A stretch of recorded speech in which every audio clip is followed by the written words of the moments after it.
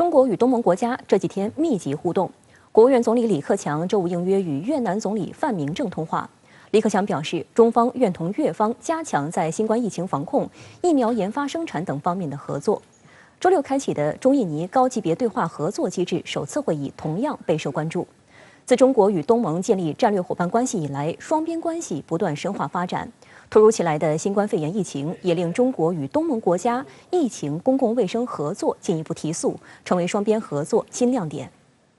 李克强在与越南总理范明正通话时表示，中越是山水相连的友好邻邦，中国共产党即将迎来100年华诞，希望双方不断增进政治互信，持续深化务实合作，推动中越全面战略合作伙伴关系再上新台阶。李克强指出，面对新冠肺炎疫情冲击和世界经济不确定不稳定性上升带来的挑战，中越扩大互利共赢合作，有利于助力东亚经济稳定复苏。中方愿同越方加强共建“一带一路”和两廊一圈对接，推进跨境经济合作区建设，保持产业供应链稳定畅通，加强在疫情防控、疫苗研发生产等方面的合作。中方将继续向越方提供力所能及的支持和帮助，希望越方为在越中国公民接种疫苗提供便利。中方愿同包括越南在内的相关国家共同努力，推动区域全面经济伙伴关系协定早日生效，更好造福地区人民。范明正表示，维护和发展越中全面战略合作伙伴关系是越外交头等优先和重中之重。越方愿进一步加强对华关系，深化在贸易投资、基础设施、互联互通等领域合作，推动两国关系健康稳定发展。两国总理一致同意按照双方达成的共识，妥善处理海上问题，共同维护南海和平稳定。我们也知道，现在这些年，中越在南海问题上等等是有一些摩擦，但是在经济贸易以及在其实共同对抗西方的这种意识形态的这种诋毁或者是包括安全威胁方面，其实中越两国也是有共同的这个巨大的利益，而且也是有共同的安全关切。那么在这方面，我觉得通过这次通话，表明中越两党或者说中越两国，我们愿意再携起手来，在一些共同关切的问题上，尽量通过合作协商手段来消弭分歧，来管控这种摩擦，同时共同促进的共同利益的这种进一步的发展。深圳卫视注意到，当前越南正处在第4波疫情的爆发期，63个省市中已有过半染疫。尤其令人担忧的是，自4月27号至今天仅40天，越南新增确诊病例就高达5249例，占总确诊数的62.7%。而越南目前还发现了具有其他突变的 Delta 毒株，传染性高，且迅速传播，十分危险。疫情来势汹汹，注射疫苗是防护关键。然而，越南疫苗接种率落后于区域邻国。截至周五，越南9800万人口当中，至少接种1剂疫苗的人数为121万，仅占全国人口的1.12%。已完成2剂疫苗接种者只有3.2万人，仅占全国人口的0.03%。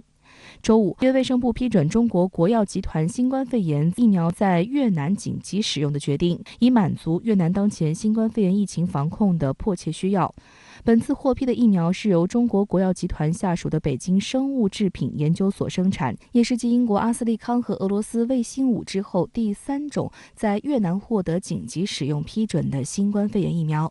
此外，越南卫生部也正与强生商谈疫苗进口和采购以及生产技术转让等问题。事实上，面对突如其来的新冠肺炎疫情，中国与东盟国家始终保持着密切合作，双边关系进一步紧密和深化。尤其值得关注的是，中印尼关系在疫情形势下逆势提升，各领域合作呈现蓬勃发展的新局面。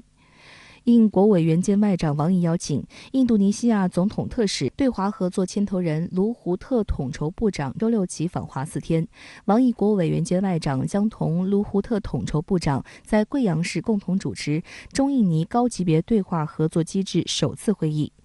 中印尼高级别对话合作机制由两国原有的政治安全、经济、人文3个副总理级机制整合而成，有助于双方更好汇聚资源，形成更大合力，更全面深入、高效务实地推进两国后疫情时期合作。深圳卫视注意到，就在上月底，中国驻印尼大使肖谦接受印尼最大新闻电视台美都电视台的专访时就表示，后疫情时代，中国愿同印尼继续携手推进经济复苏合作。作。疫情发生以来，习近平主席与佐科总统先后4次通电话，并多次互致函电，为双边关系发展提供强有力的政治引领。中印尼抗疫合作起步早、规模大、效果好，实实在在地为两国抗疫，特别是印尼抗疫发挥重要作用。中国和印尼其实这些年来关系发展的一直是非常的良性，而且是积极的。尤其是在这次应对疫情方面的话，印尼作为东盟的这个龙头老大，对于就是如果中国和印尼之间的关系能够得到稳固的这个积极的发展的话，也对于中国跟整个东盟10国来这个整体的这个多边关系的发展的话，或者对于地区安全和稳定的促进，也是有相当大的这种积极的建设性作用的。事实上，印尼是最早一批采用中国疫苗的国家。印尼药监局在1月11号批准中国科兴疫苗紧急使用权，包括印尼总统佐科和卫生部长在内的多名内阁都已经接种了该疫苗。佐科还是该国第一个接种科兴疫苗的人，并将接种全程进行了电视直播。印尼卫生部长上月表示，科兴疫苗极大地降低了医护人员的住院率与死亡率。当时，印媒还透露，自今年1月以来，印尼已累计从国外采购逾2200万剂疫苗，其中大部分是中国疫苗。此外，今年4月30号，印尼国家医药管理局也紧急批准使用中国国药集团生产的新冠疫苗。外界注意到，东盟也成为域外大国美国外交博弈、推进印太战略的重点经营地区。美国副国务卿谢尔曼近日先后访问印尼、柬埔寨、泰国3个东盟国家，成为拜登政府上台4个多月后首位访问东盟国家的国务院高级官员。日经亚洲周4的报道一针见血地戳破，美国讨好东盟，但东盟警惕这是又一次的三心二意。文章指，谢尔曼所到之处均宣称美国将向该国提供帮助，但人们仍然怀疑美国政府对东盟的承诺是口惠而实不至。与中国相比，美国对该地区的援助相形见绌。